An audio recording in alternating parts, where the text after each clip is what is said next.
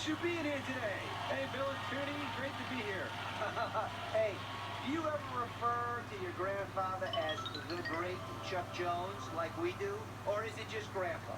You know, he was never Grandpa. He was always Chuck. He said he never really wanted to be a grandpa. He just wanted to be Chuck to us. But for the great-grandchildren, he said, okay, I could be a great-grandfather as long as you put a comma after the great. Oh, that worked out nicely. Pretty close. Well, Craig, how did Chuck first come up with the characters of Roadrunner and Wile E. Coyote? So in Mike Maltese, one of his great writers back in the 40s, they were looking for a chase.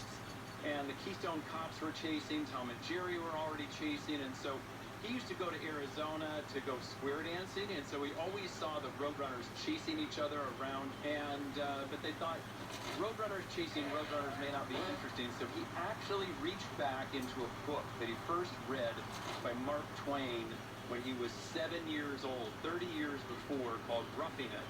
And there was a description of a coyote in there that starts out saying the coyote is a long, slim, sick, and sorry-looking skeleton with a gray wolfskin pulled over him, and there's a whole description in there. So they basically came up with the coyote. If you look at those first character drawings, it really is the description that came out of Mark Twain.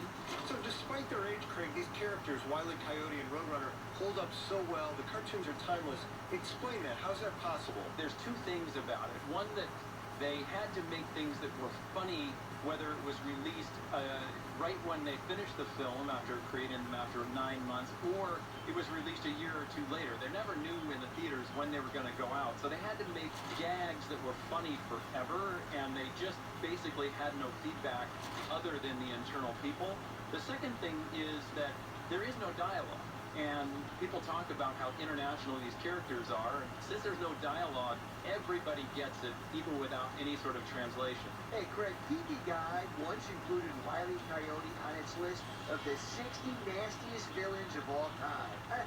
Do you agree with that assessment? The majority of people that I have talked to really care about the coyote more than they do about the Roadrunner. And the Roadrunner is really a force of nature. That's the way that Chuck really defined it, was that the Roadrunner wasn't really supposed to be antagonistic, but Wile E. Coyote only is a victim of his own devices. And so, you know, he keeps going back to the Acme Company, and so I wouldn't say he's a villain at all. He's a hungry, you know, feeble coyote that is just looking for a meal. Okay, Craig, I gotta ask you, or should I say, Mr. Chairman, what is the Chuck Jones Center for Creativity, and what do you guys do there? In 1999, we founded an organization that primarily gave the opportunity for young people to find that inner creative genius that we all have inside.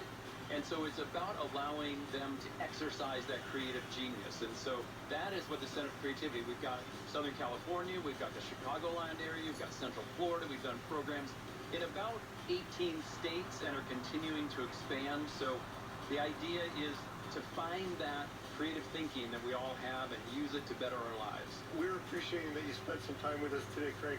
It was an honor to meet you. Great to meet you guys, too. Don't go anywhere, tuners. More Roadrunner and Coyote cartoons when we return. It's